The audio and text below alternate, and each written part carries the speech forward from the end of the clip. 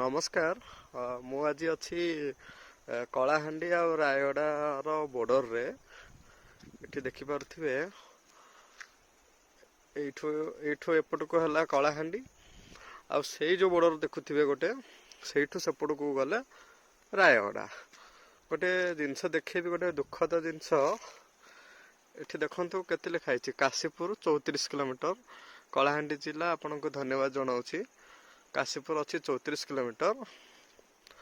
ଠିକ୍ ତଳେ, ତାର ଠିକ୍ ତଳେ ମୁଁ ଦେଖାଉଛି ଆପଣଙ୍କୁ, ରହିଯାଆନ୍ତୁ। ଦେଖନ୍ତୁ ଏଠି ଲେଖା ହେଇଛି କାଶୀପୁର 29 କିଲୋମିଟର। ଏଠି କାଶୀପୁର ଅଛି 34, ଏଠି ଅଛି 29। କ'ଣ ଏଇଠୁ ଏତିକି 5 କିଲୋମିଟର? ଦେଖନ୍ତୁ,